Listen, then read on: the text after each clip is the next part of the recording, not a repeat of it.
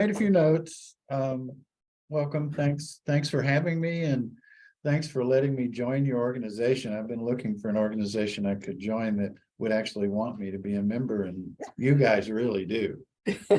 I'm maybe you can't get rid of me, but I'm here, and I'm really enjoying the opportunities that are available at Pasadena Village. So just a little bit about me, I guess. I wrote a few notes.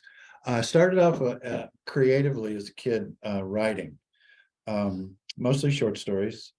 As a middle schooler and high schooler, I wrote or just had ideas, and I wanted to write something extensive. I had a lot of interesting, I thought, family members, and I wanted to write about them. So I did that in poetry through high school. I didn't, but I wasn't really a visual artist. I didn't see myself as a visual artist. What I did do was doodle and draw and do visual things that a lot of us do on notepads and pads by the telephone, where you're taking notes. I mean, you're taking messages for other members of the family and stuff like that. So I just drew a lot, and I always was drawing in notebooks or pads that I had, and cocktail napkins, all kinds of stuff. I really got into visual art after I retired.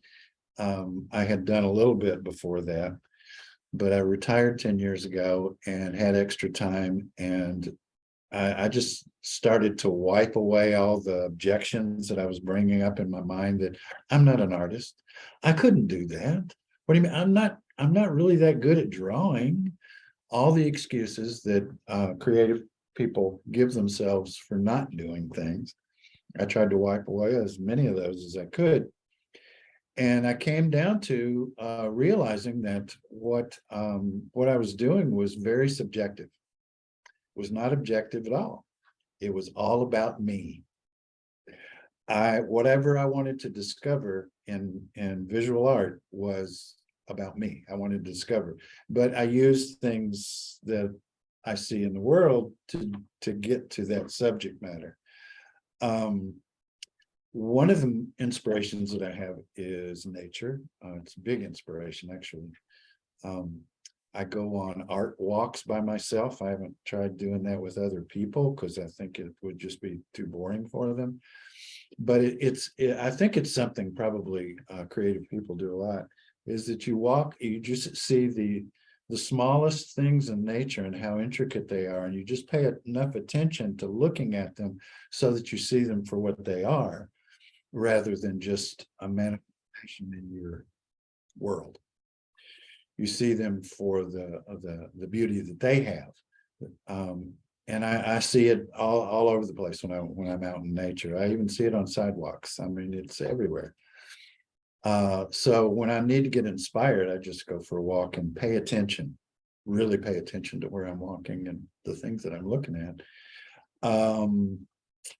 One of the things that I really got interested in this past year was shadows. Let me see if I can move this and show those three pieces over there. If you can see them, I'm sure you can. Those three pieces were all done from on my walks, and I saw the shadow that I made in front of me, and I traced the shadow, and then when I decided to use it in the context of a painting. So the background varies, but the idea of using a shadow form came to my mind, and I like it. So it may be something that I'll continue to do. But that's one of the things that I got from nature that I continue to work on, continue to use.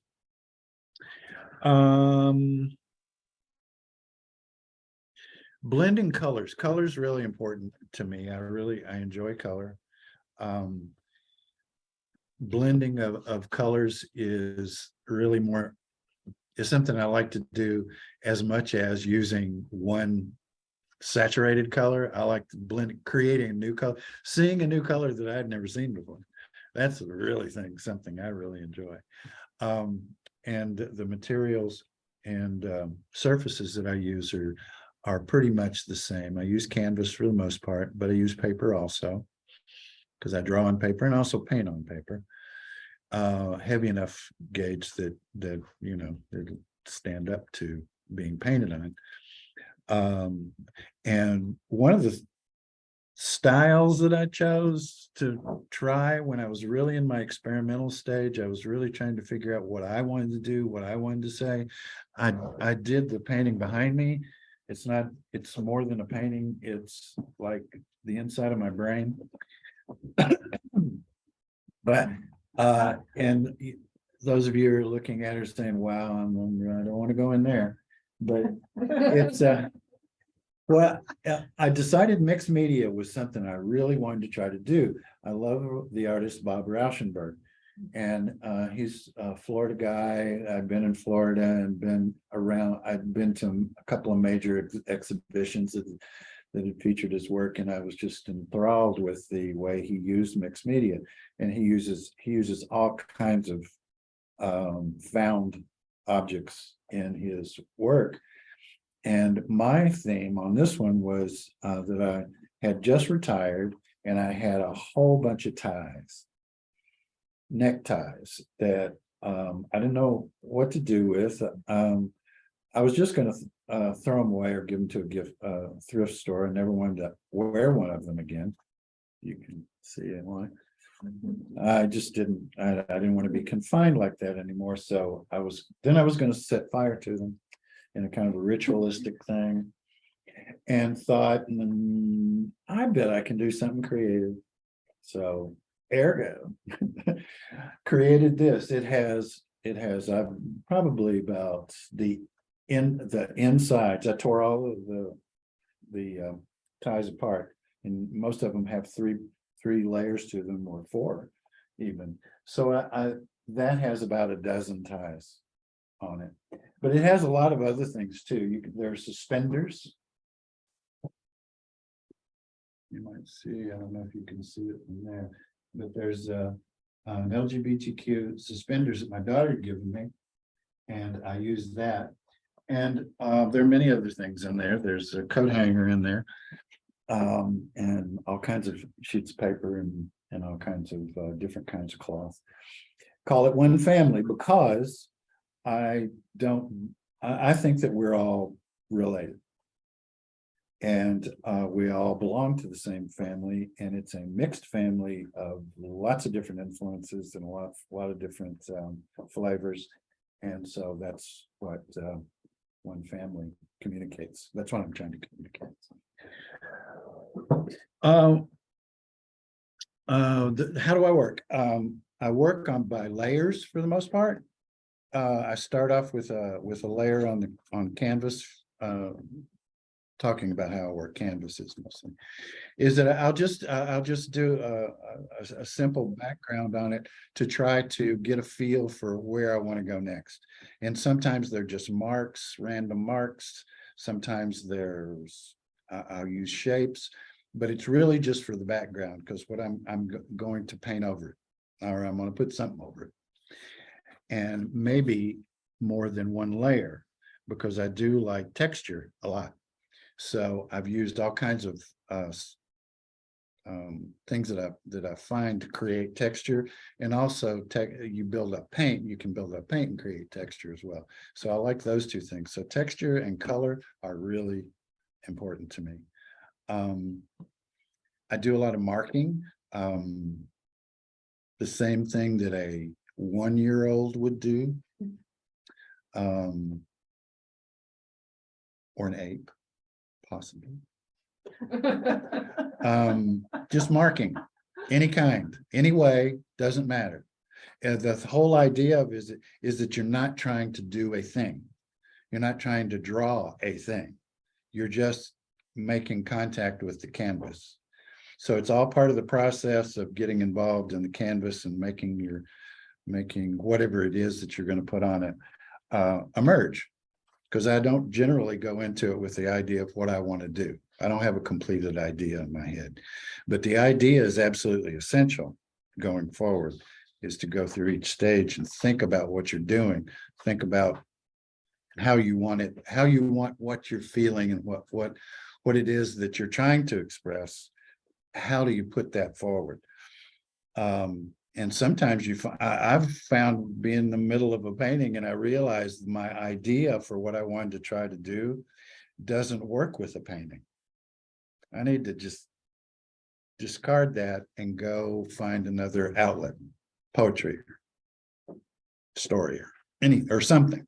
But the painting is not doesn't match with the idea.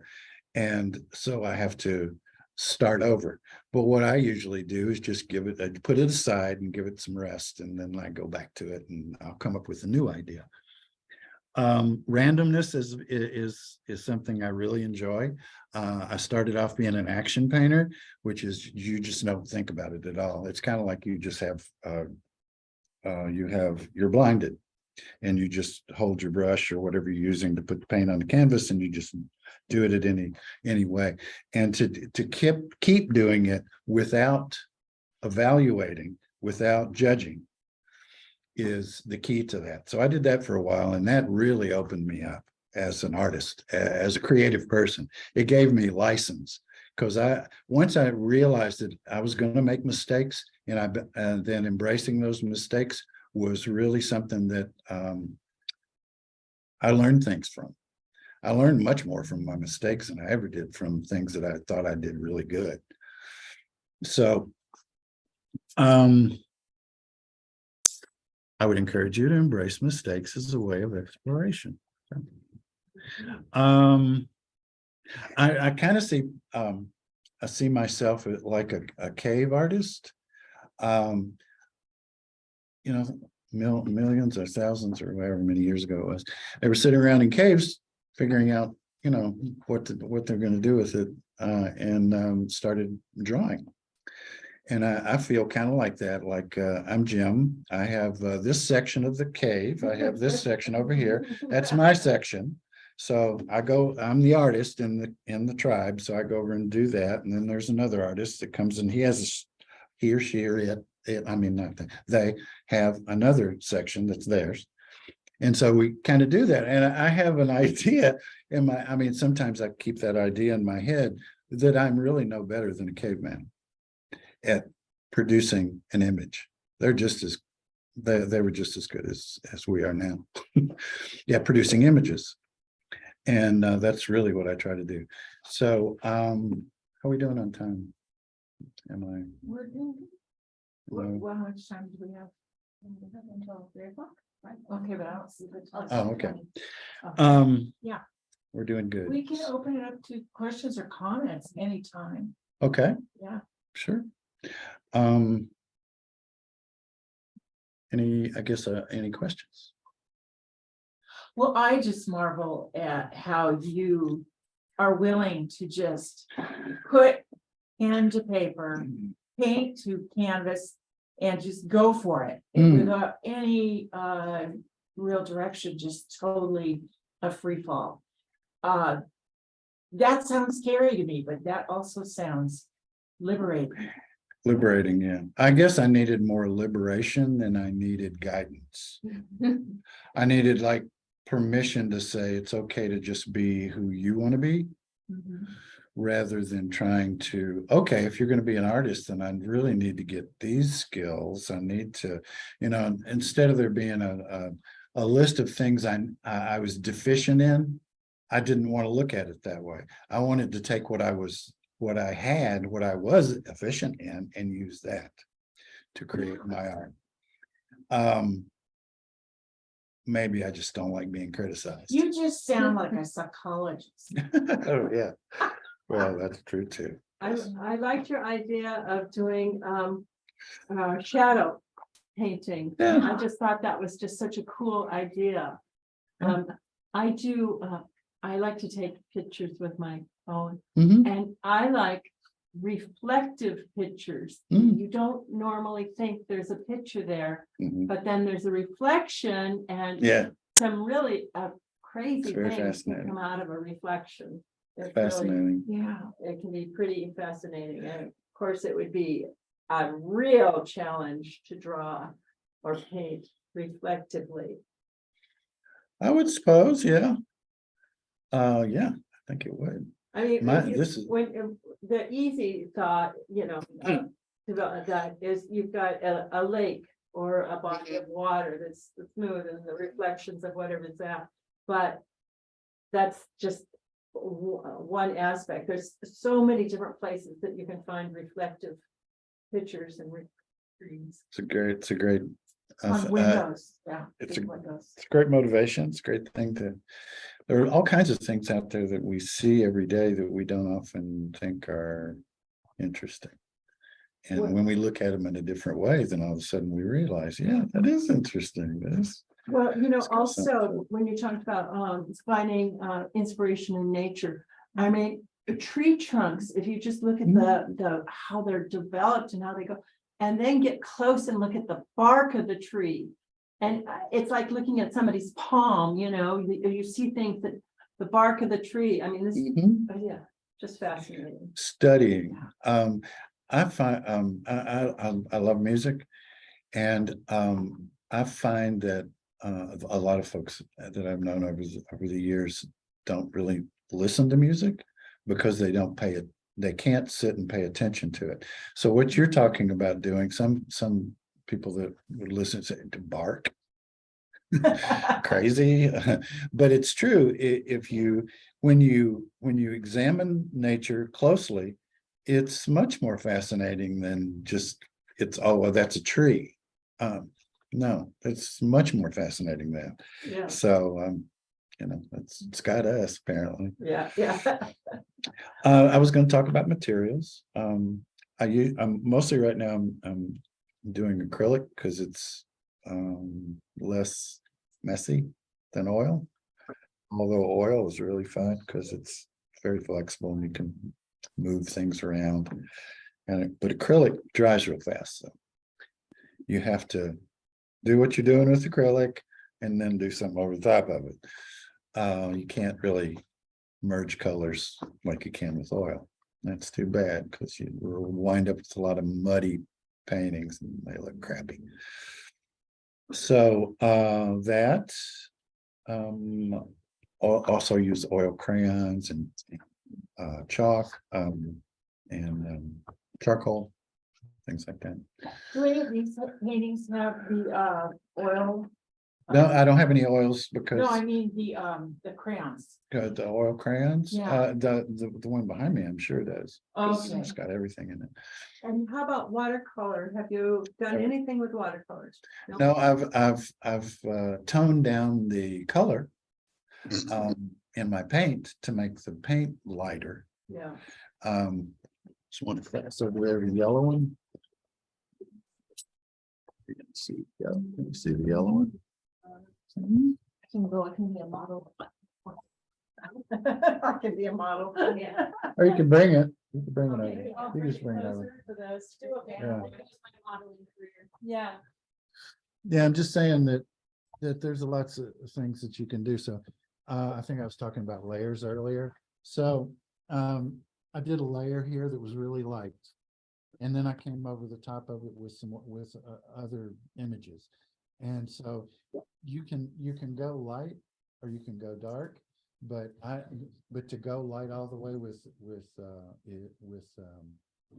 watercolor, to me, it would be too light. I would feel like I was going to break it or something like that.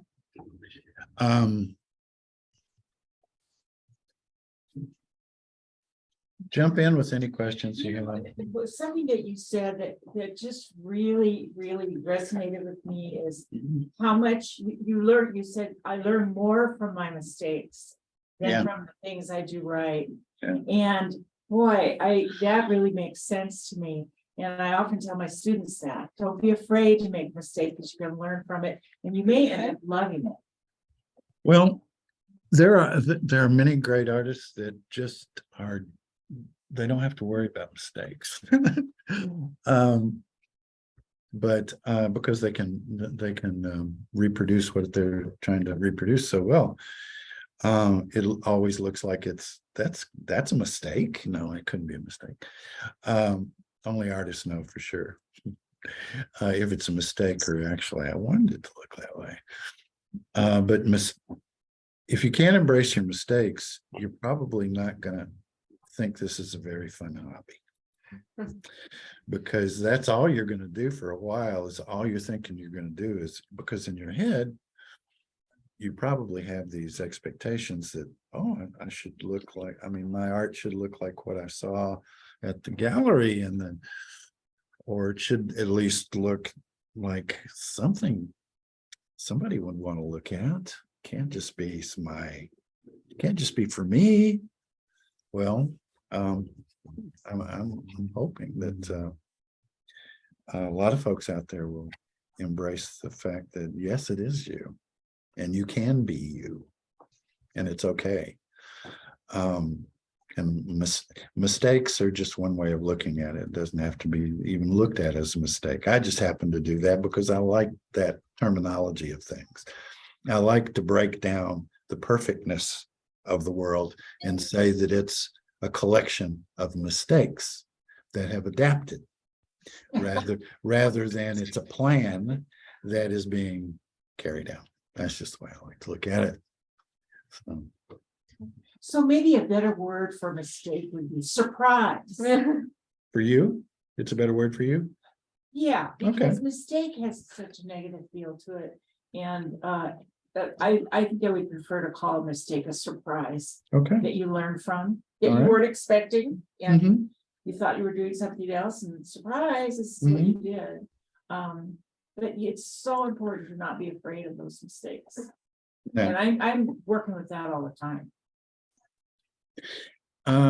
Yeah, because a lot of us, I'm sure there are a lot of art lovers in the Pasadena Village, and there are lots of opportunities to go out and see things and to visit galleries, and this is just a great area for you to explore and see some really good stuff that people are doing, and there are there's a lot of options for to see work. Not as many. I mean, if you're an artist, there are never enough walls to hang your art on. you just don't have enough walls to hang your art. I have a question. Yes. So as a non-artist, what I was wondering is, so for like you were influenced by all the shadows and whatnot, do you start with a sketch first? Or is it that you go straight to the canvas and then this is all just like one thing? Or is there like you sketched a doodle or something on your notepad or on a napkin or something, and then it becomes this lovely painting? Or sorry, I'm pointing to the ones with shadows. I don't pre-plan the painting, but I do have images that I like that fit in with some paintings, that where images of being able to tell what the image is something I want to get across. Lots of times I don't care what the image is, because it's not so much about the image itself as it is behind other things for me, like feelings and so I don't pre-plan, but I tend to work in layers. So one layer is just to get something on the canvas, and then I go in and then I do other things, and at some point I just stop and have to evaluate it. How does it look now? And what do I want to do with it? And so that's when the real painting starts, and that's usually, I don't know, quite a bit into it. So how long did it take to make, like, for the one family painting that we have behind you? A couple of years. Oh, wow.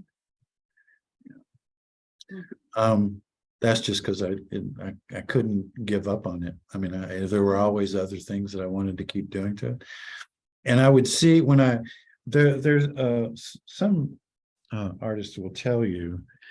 I wonder if I can communicate this. But this is something I do.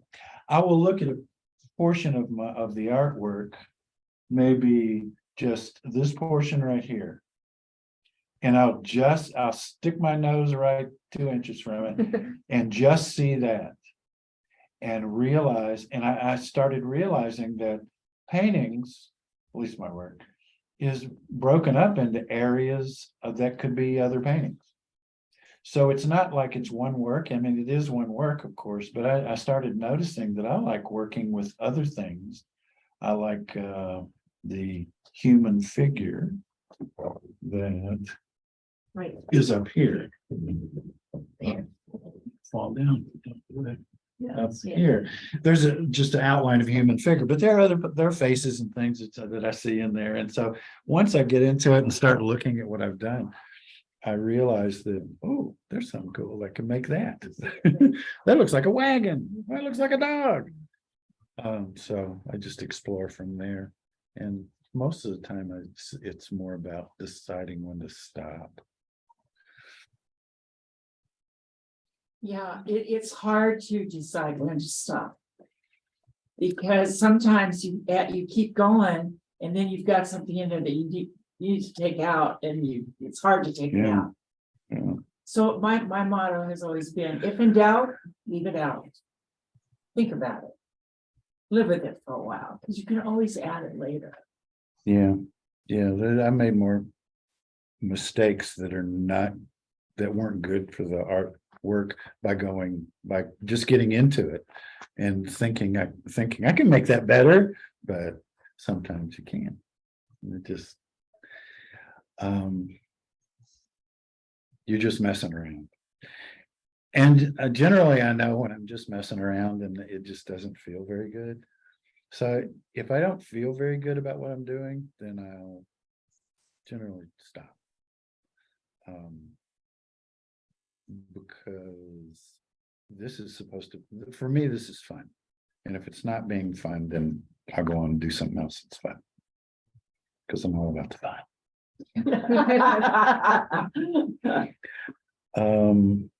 My influences are favorites. Bob Rauschenberg I mentioned. Jean-Michel Basquiat is one of the more contemporary artists that I really like. Keith Haring, who's from that same period. Frida Kahlo and Helen Frankenthaler. They have a Frankenthaler at LACMA in town, Los Angeles County Museum. That's fabulous. I've been in there and looked at that thing many times. I also like Andy Warhol, but for his, just because he would do things that were crazy. But Bob Rauschenberg's really the artist that I focus on. But there are tons of others that are that have things that I really enjoy. Let's see, personal. How'd I get here? How'd I get to Pasadena? I'm brand new. I came from Illinois last, but I'll start at the beginning. I was born in Bowling Green, Kentucky, 1950. And I was perfectly situated to be a child of the 60s, because I was a child of the 60s from 10 to 20. So growing up in Kentucky is very rural. Even though there was a college in the town, my family didn't have any association with the college. And they, like most everybody of the people that lived in Bowling Green, disliked students. Because who likes college students? They're just obnoxious. So I didn't have any connection with the school. And it was a very rural upbringing, and played outside a lot, and had a big family. And so not aunts and uncles I had, there were lots of extended family in the area. So I grew up with a lot of family around. But the 60s hit, and it was like I got sucked into another universe. It was so different. Everything about that decade just said to me over and over, you're from another planet. Either you're from another planet or your parents are from another planet. There's just, how do you make sense of these two realities? And that drove me, I think, to to try to explore as many things as I could in the world. And so I went, I left, I went a couple of years to college. Then I got my draft notice, and I had a high number. Those of you who might have been in the draft for Vietnam will remember there was a lottery at one point. And since I graduated high school in '68, I was in the lottery. My number got to be high.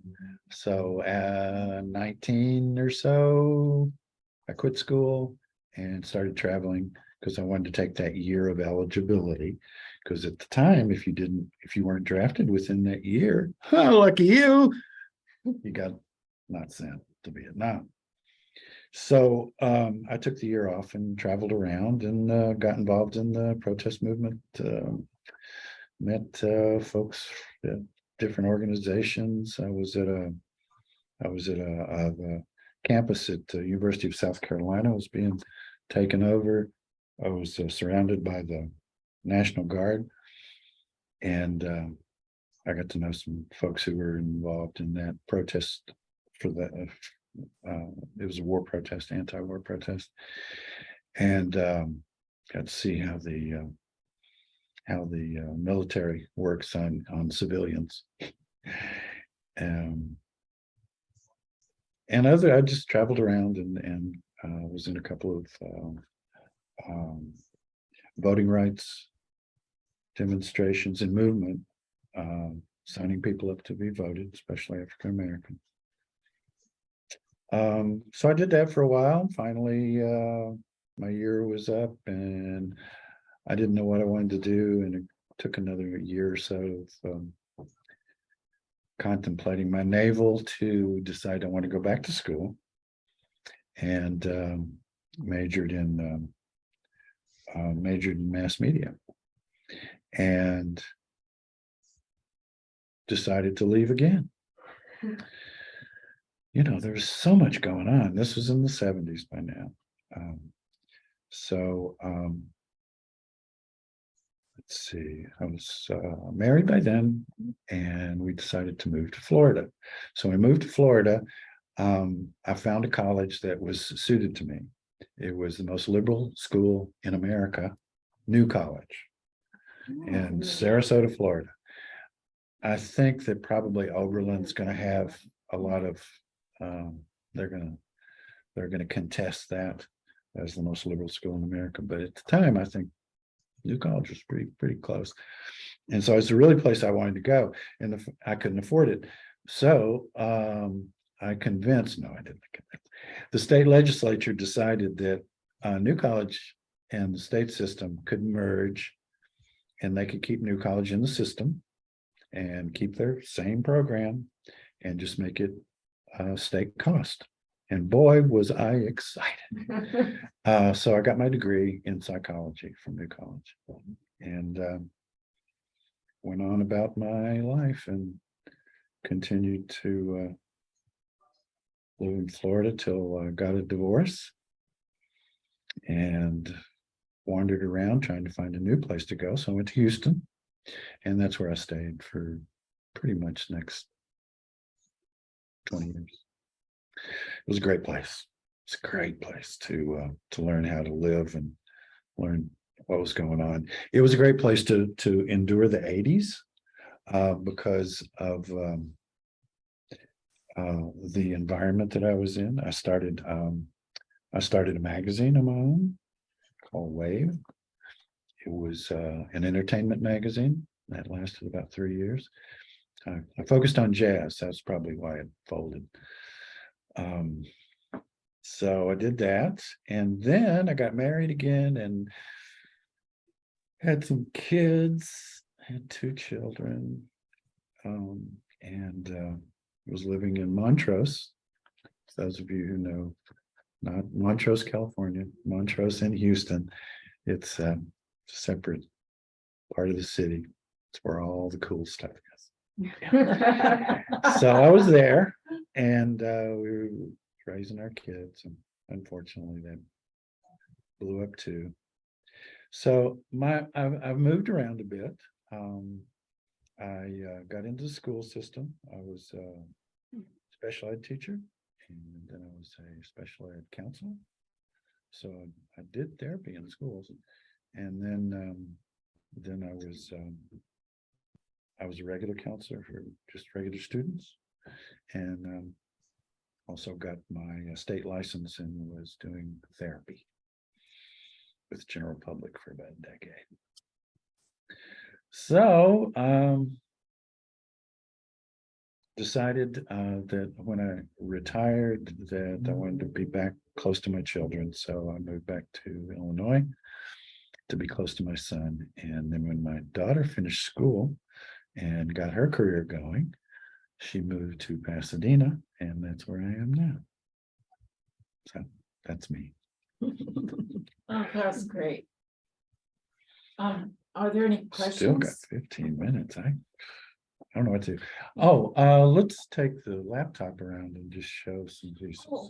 Oh, that'd be great. Can I bring the pieces to there? Sure. 'Cause I don't want. Well, however you want to do it. Oh, yeah, you don't mind. Yeah, yeah. Yeah. Which pieces would you like to show? Any of them Uh, that they can't see? Why don't you go back there? Because those are the ones they can.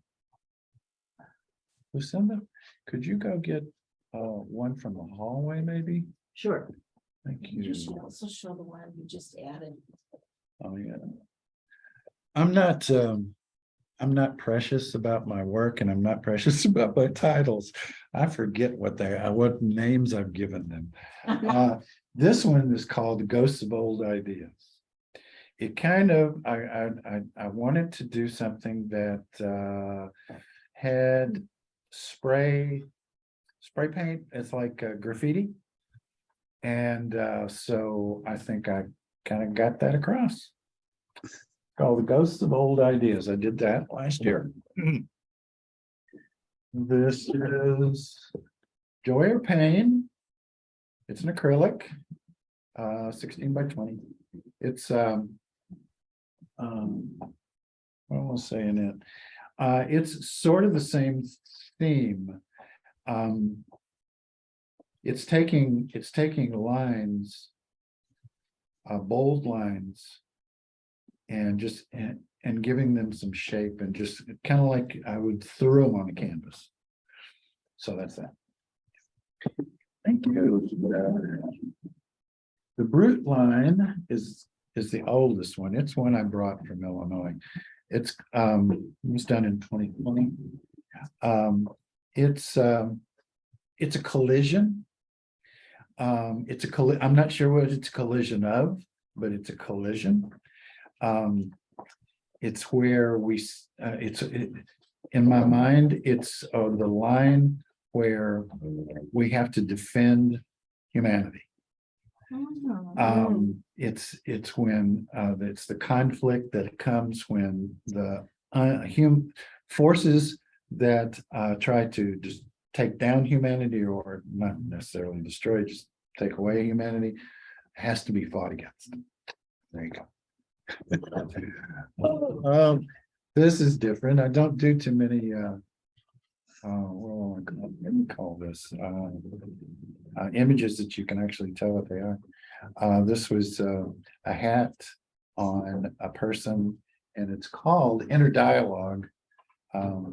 The only thing interesting about it to me is the lip. What you could, I don't know, if you see that as a face, then you could probably see that as lips. It's a leaf from a tree that I got on one of my art walks, and I pulled it back and I traced it, and that's what it looks like. I just love it. Okay, more art walks. This one I did. I lived in the city last year, close to in an area called Carthay. It's Miracle Mile, bottom end of Beverly Hills, and it's close to Los Angeles County Museum of Art. And it was near where my daughter was living at the time, so I was over there. This is what I was blown away. I'm first getting to California. I was blown away by the plants. Every yard seemed to be like a garden. I mean, like a real garden. I mean, like a professional garden. And I just realized that there's so much pride in the plants that are available here. And the way that people take care of them is just fabulous. And I was blown away. So this is just my interpretation. Thank you. This is one this has been resurrected. I thought it was done. I couldn't figure out what to do with it. It was when the caveman was sitting in front of the cave section of his cave drawing, and he said, "Man, I ain't gonna ever get anything out of this one. I'm sorry, y'all. Really, I just need to walk away from it." So I walked away for a while, and then I came back, and I found new colors. I found teal. Teal has now become one of my favorite colors to use. I'd never used it before, really. And so when I found teal and put teal together with red, made a difference. Oh, ignominious tails. You can look up that word. I have. It does mean awful things. And this one was also done a while back, just before I came to California. It's called Close the Door. Priya likes this one, Yeah. so I may have to give it to her. No. Somebody else. I don't know what close the door means, but I just love this image. The flow on it just gets me. Kind of reminds me, I think, sometimes of traffic, but I don't know. Thanks you guys for helping me Oh, yeah. Takes a village. to bring, it takes a village, doesn't it? Have we spent enough time on me? Well, what is the time? Oh. Okay. We still got a few. Well, Is anybody in the audience? questions or comments? It's not required. Well, I just found this presentation wonderful. One more thing. I get bored, so I come up with new ideas on things. So a few years back, I was worrying about what's going to happen when art doesn't go on walls anymore. If will come a time when people don't put art on walls. I mean, they don't put it enough on walls as it is. So I got to thinking about that, and that just led me to think about different ways to display art. And then what I realized is a bunch of my things can be hung any way. They could be hung, not just the way that I thought that they would be hung when I made it, but they could be hung different ways. So I created a series called the Had series, which is hang any direction. And let's see, what do I have? Hang any direction. Be sure to show on the back of it too. Here. I thought there was one more up there. This is the back. You can see it's got wires running every direction. So I can hang it like this. Or I can hang it like this. Or you could hang it like that. I realized that it didn't matter. There were things about hanging a picture different ways that bring out other things, bring out things in the picture itself, just like light will bring out different things.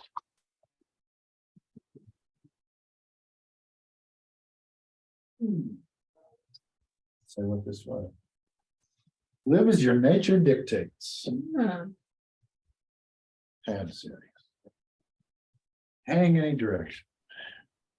This one is called Love Asks for Nothing. Crazy thing. And it can go other ways. I think because this is so strong, I think it just adds something to the picture according to which way you look at it.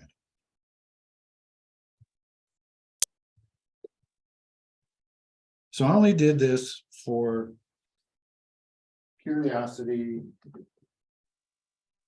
just to introduce a different way of displaying art. Because like all artists, I'm really keen to get people to put original art on their walls. And not enough people do it.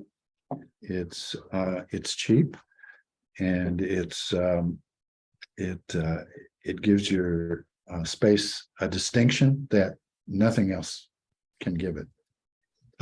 I'm talking to you as an artist. So that I encourage people to just be involved in art. Would love it if you were hanging things on your walls, but just to be involved in it's really cool. And I will continue to do it as long as I can physically do it. Great. Jim, how long do you spend every day on painting? Pardon? How long do you spend every day on painting? Every day or? I don't spend every day on it, because transitioning to California takes a lot of personal time just to get used to being here. And I can't, because one of the things that art requires for me is headspace. I have to have the headspace and quiet around me in order to do what I want to do. And if I can't have time to get into the subject, look at and look into my own head, how I'm reacting to it, all that stuff takes time. And so it takes time to get into that space. So I don't do it every day, but I have periods when I get creative.